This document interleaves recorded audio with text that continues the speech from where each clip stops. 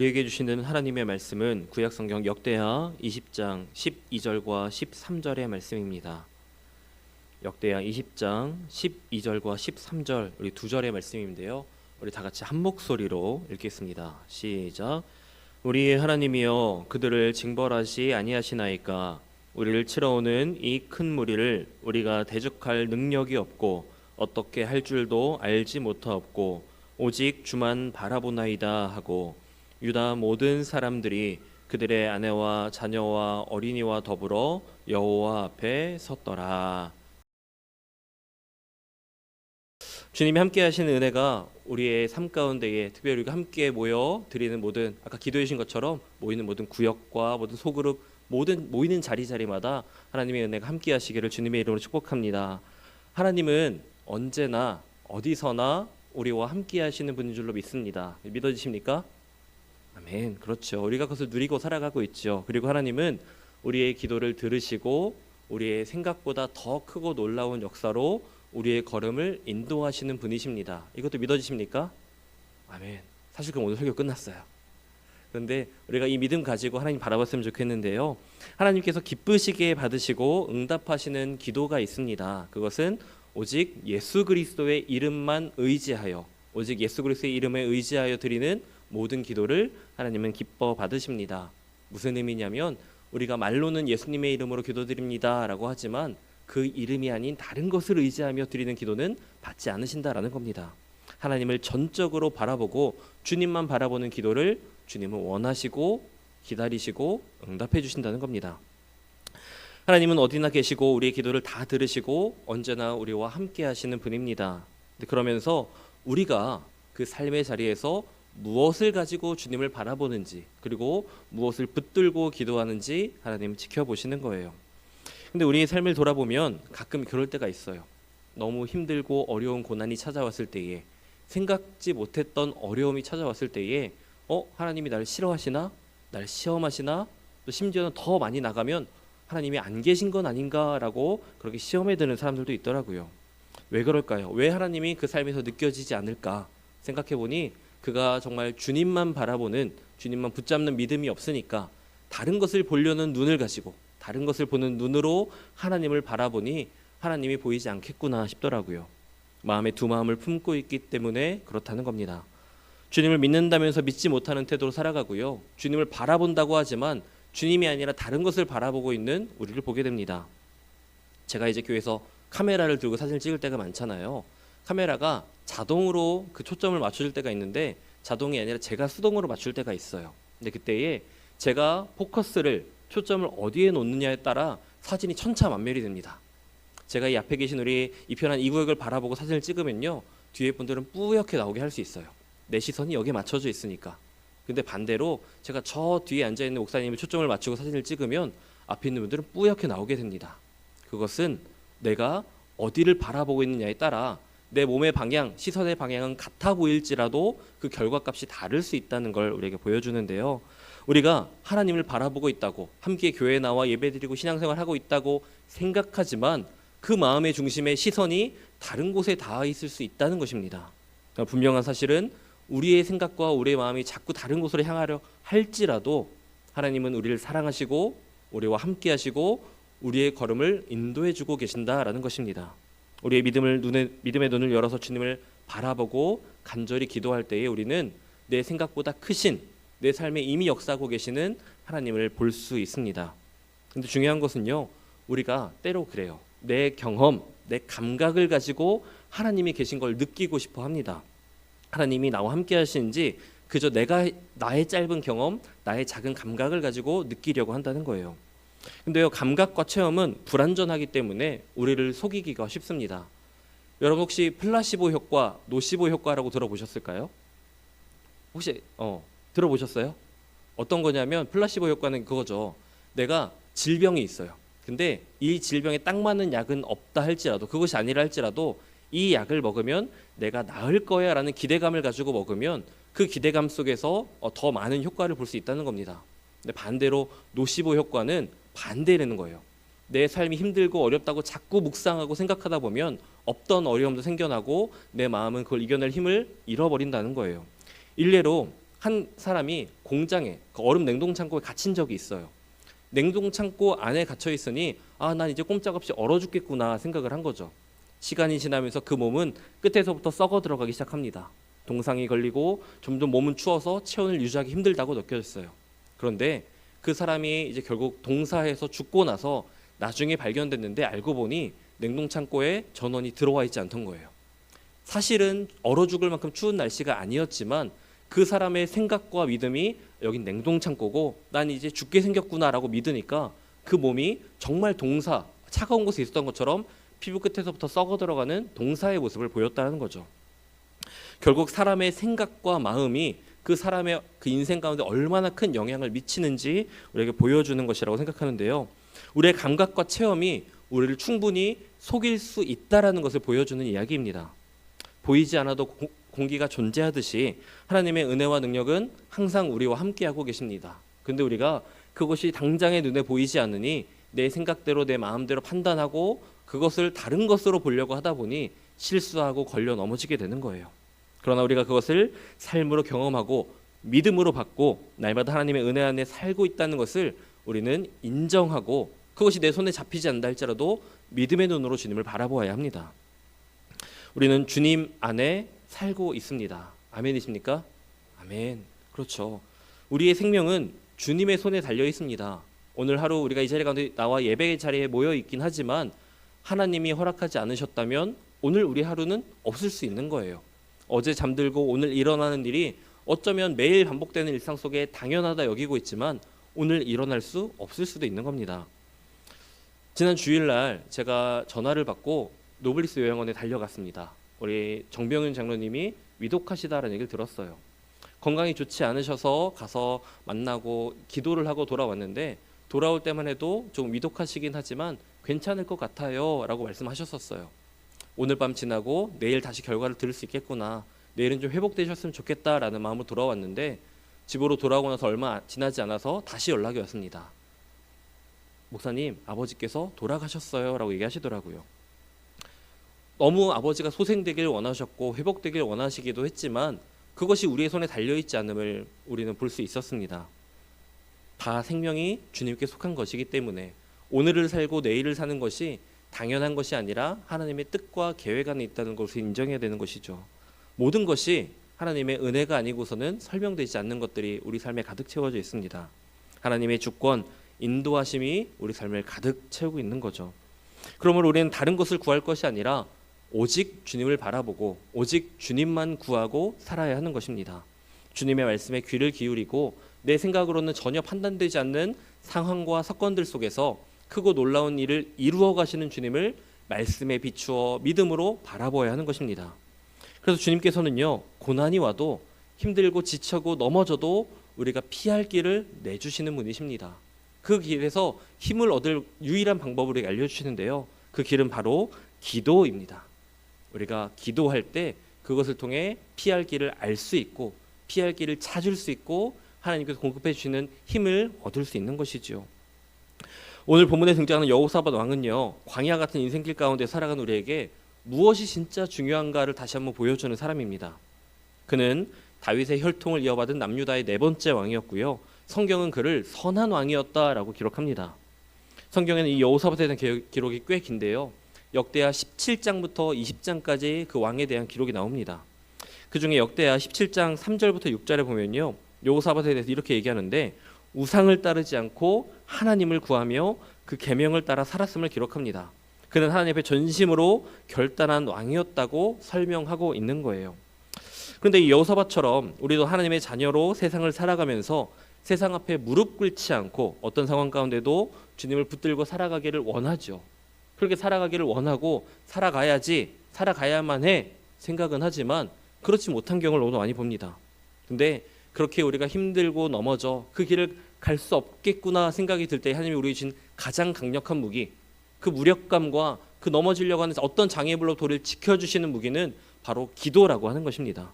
그것은 세상을 이기는 힘이고요, 세상 가운데서 중심을 잡을 수 있는, 잃어버린 세상 가운데서 막막할 때에 그 길을 밝혀주는 등대처럼 우리 삶을 비춰주는 것입니다.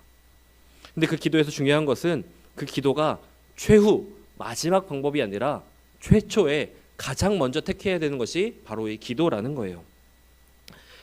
여호사밧에게 큰 위기가 닥쳤습니다. 이제 모압과 암몬이 이스라엘을 공격하려고, 남유다를 공격하려고 하고 있습니다. 남유다는 수적으로 열세였고 군사적으로는 도저히 아무리 계산기를 두드려도 이길 만한 견적이 나오지 않아요. 꼼짝없이 죽겠구나, 꼼짝없이 패배하고 모든 것을 빼앗기게 생겼구나 라고 여겨지던 상황이었습니다. 이 사건은 우리에게 중요한 사실을 보여주는데요, 하나님을 의지하고 하나님께 순종적이고 그렇게 말씀과 기도로 세워진 사람의 인생 가운데에 고난이 찾아올 수 있다는 것입니다.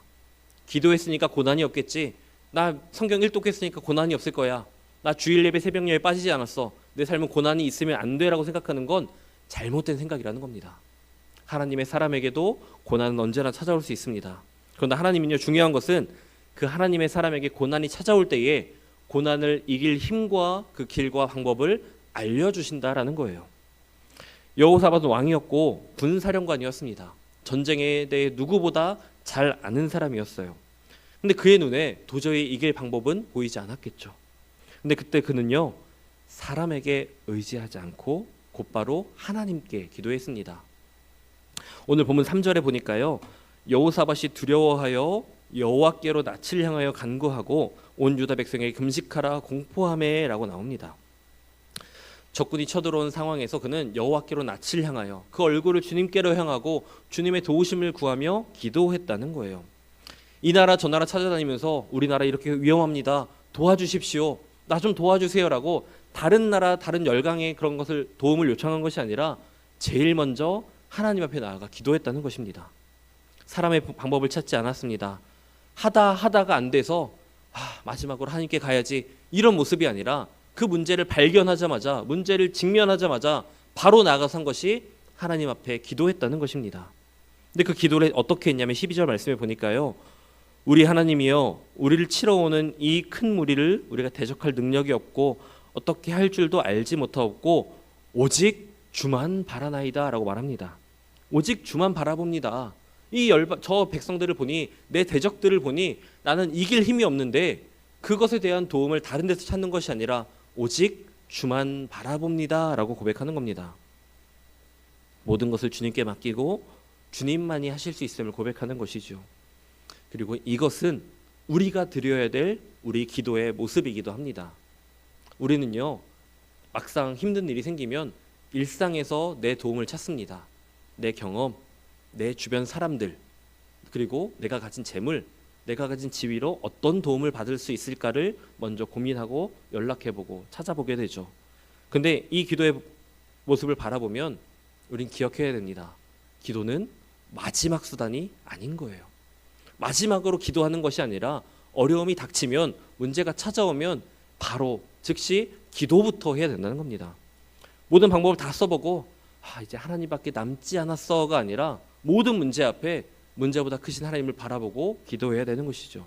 주님, 내게는 아무런 능력이 없습니다. 주님, 나는 오직 주님만 바라봅니다. 주님 신뢰하는 주의 백성에게 주의 은혜를 베풀어 주시옵소서, 이렇게 기도하며 나아가야 된다는 거예요. 그럼 우린 점검해 봐야겠죠. 정말 나는 힘들고 어려울 때 하나님을 먼저 찾는가? 그리고 내가 하나님께 기도하는 삶을 살고 있는가? 그리고 하나님이 정말 나의 하나님 되심을 내가 입술의 고백뿐만 아니라 믿음의 고백, 마음의 고백으로 품고 있는가 하는 것입니다. 사람이 정말 다급하면 평소 습관이, 또 그가 갖고 있던 모습이 나오게 되죠. 그런데 깜짝 놀랄 상황이 들었을 때 권사님들 보니까 어이구 주여 하고 주님을 먼저 찾으시더라고요. 주님이 항상 붙들려 있으니 항상 주님의 도우심을 구하는 모습입니다. 근데 그렇지 못한 사람은요, 그 순간에 육두문자가 나오는 사람들도 있어요. 그냥 주님을 찾기보다 놀란 내 감정을 그렇게 표현해버리고 마는 것이죠. 그런데요, 우리의 믿음이 흔들리면요, 기도해야 되는 걸 알면서도, 주님을 찾아야 되는 걸 알면서도, 주님밖에 답이 없다는 걸 알면서도 그러지 못해요. 그리고 알면서도 다른 것을 찾고 구합니다. 사람을 의지하고 돈을 붙들고 내 형편이 알아서 바뀌어 주기만을 바라고 있다는 거예요. 그러나 하나님이 나의 하나님이시며 모든 능력이 그분께 있음을 확신하는 사람에게는요, 어떠한 시험과 유혹이 찾아와도 흔들리지 않을 수가 있습니다. 베드로가 그러지 않았습니까? 풍랑 가운데 있을 때에 주님을 바라볼 때에 하나님께로, 예수님께로 그 시선을 고정하고 있을 때에는 물 위를 걸어가는 기적을 그가 경험했어요. 근데 옆에서 파도가 치니까 그 파도가 보이고 그 거센 파도 소리에 두려움이 찾아오게 되니까 시선을 돌려 예수님이 아니라 파도를 바라보게 되니까 풍덩 빠지게 됐던 것이죠. 우리도 마찬가지입니다. 주님께 시선을 고정하고 있으면 아무리 힘들고 어려운 일이 찾아와도 베드로가 물 위를 걸었던 것처럼 심지어 기적을 경험하면서까지 하나님의 능력을 경험하면서 어려움을 이겨나갈 수 있어요. 근데 우리의 시선이 그 문제를 향해 닿아 있으면 그 문제 앞에 결국 우리의 마음이 매몰되고 넘어질 수밖에 없는 거죠. 주님만을 바라봐야 됩니다. 여호사밧 왕이 그랬던 것처럼 우리가 주님만을 바라봐야 된다는 거예요. 오늘 3절 말씀에도 여호와께로 낯을 향하여 라고 기록하지 않습니까? 우리의 얼굴을 주님께로 향해야 됩니다. 근데 제가 이렇게 여러분을 바라보고 있잖아요. 근데 제가 고개는 돌리는데 눈은 여러분을 볼 수가 있어요. 곁눈질은 할 수 있겠죠. 근데 우리가 그걸 주의해야 됩니다. 어떤 거냐면 내 몸의 방향은 하나님께로 향하는 것처럼 보여요. 그런데 시선을 자꾸 다른 데로 돌리고 있는 내 모습을 우리는 경계해야 되는 거죠. 정말 하나님을 향해 내 몸이 향해 있으면 내 눈의 방향도, 내 마음의 방향도, 인생의 목적도 주님만 바라봐야 된다는 거예요. 나는 주님을 신뢰합니다. 주님을 믿습니다. 오직 주님만 바라봅니다가 그저 입술의 고백이 아니라 삶의 모습으로 드러나야 하는 것이죠. 그 믿음을 가지고 나왔을 주님은 그 많은 하나님의 사람들과 함께 하셨고 그들을 인도하셨고 그들을 승리하게 하신 줄로 믿습니다. 근데 우리 안에 이런 마음이 있어요. 고난이 닥쳐오면 당연히 기도하죠, 목사님. 문제가 있는데 누가 기도를 안 할까요? 그런데요, 진짜 심각한 건 문제가 와도 기도하지 않고 기도하지 못하는 사람이 있을까요, 없을까요? 있어요. 그러지 않기를 바라지만 그런 사람들의 이야기를 종종 듣게 됩니다. 어려움이 찾아오고 고난이 있다고 해서 다 기도하는 게 아니더란 말이에요. 왜 그럴까요? 왜 그들은 기도하지 못할까요? 평소에 어떤 일이 있어도 기도하는 습관이 들지 않은 거예요. 그러니까 힘든 일이 있을 때 당연히 기도해야지가 생각나지 않고 거기까지 내 생각이, 행동이 닿지 않는 거예요. 그러니까 기도가 습관화되지 않은 사람은 위기가 와도 기도를 못하고 있다라는 거죠. 기도의 능력을 경험하지 못했고 매일 기도함 가운데 하나님이 인도하심을 경험하지 못했다 보니까 어떤 어려운 순간에도 하나님을 찾는 법을 모른다라는 거예요. 얼마나 안타까운지 모르겠습니다. 그러니까 우리는 어떻게 해야 될까요? 평소에 무슨 일이나 사고나 사건이 생겨서 기도하는 게 아니라 그것이 없는 지금 우리의 순간처럼 평온한 때에, 온전한 때에, 아무런 문제 없이 정말 주님만 온전히 바라볼 수 있는 이때에 주님만 바라보고 기도하는 습관을 우리가 들여야 된다는 거예요. 힘들고 요동칠 때는요, 하나님을 다시 온전히 바라보기가 힘듭니다. 근데 처음부터 주님께로 향하고 있던 사람은 아무리 거센 바람이 불어와도 주님께로 향하여 이 나왔던 방향 그대로 나아갈 수가 있는 거죠. 주님을 신뢰하며 기도할 때 주님은 반드시 역사하는 분임을 기억하시기 바랍니다. 그런 의미에서 오늘 이 편한 이 구역의 특송이 저는 굉장히 마음에 많이 울림이 되었습니다. 사실 설교 끝나면서 이 찬양하고 기도했으면 좋겠다라고 마음을 들었었는데 먼저 찬양을 해주셔서 이게 정말 우리 예배 가운데 하나님이 부어주시는 은혜구나라고 다시 한번 생각이 되었는데요. 우리가 그렇게 아끼지 않고 주님을 신뢰하며 나아갈 때에 주님의 일하심을 볼 수 있다고 믿고 경험하며 살아가는 저와 여러분 되시기를 주님의 이름으로 축복합니다. 주님은요, 여호사밧에게 말씀하셨어요. 읽지 않았지만 역대하 20장 15절과 17절 말씀에 보니까 이렇게 분명하게 약속을 주시는데요. 너희는 이 큰 무리로 말미암아 두려워하거나 놀라지 말라. 이 전쟁은 너희에게 속한 것이 아니요 하나님께 속한 것이니라. 이 전쟁에는 너희가 싸울 것이 없나니 너희와 함께한 여호와가 구원하는 것을 보라라고 분명히 말씀하십니다.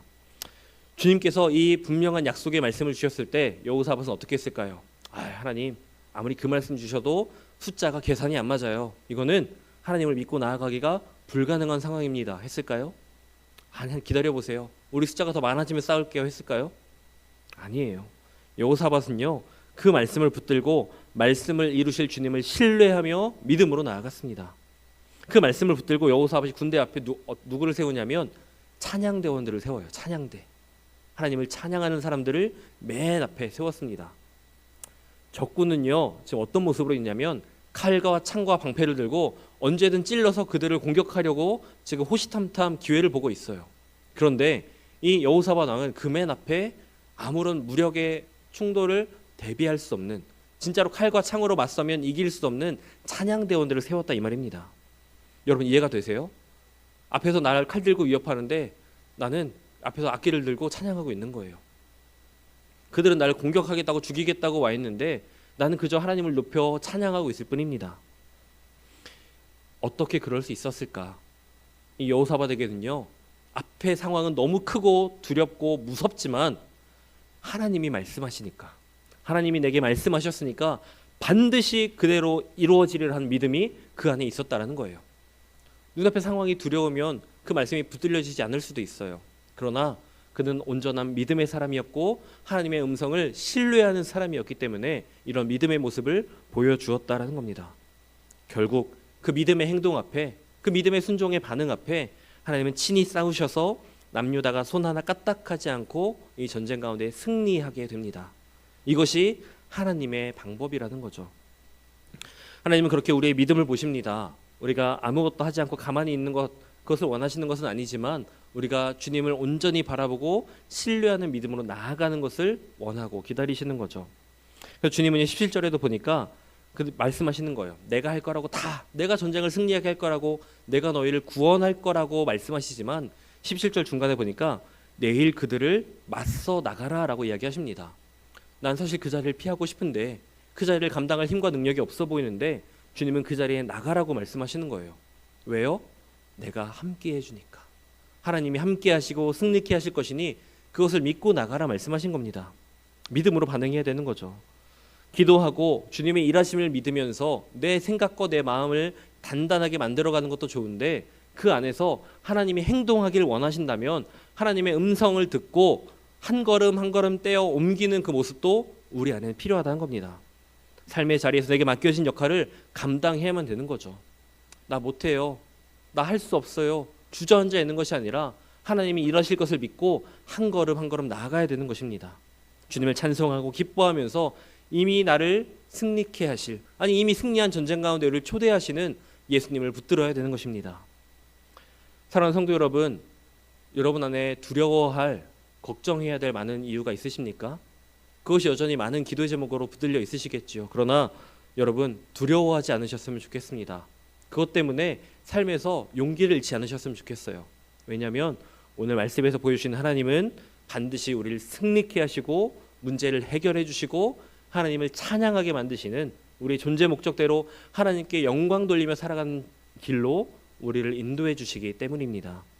지금도 우리와 함께하고 계시고 우리의 기도에 응답하시는 분 바로 우리 하나님이십니다.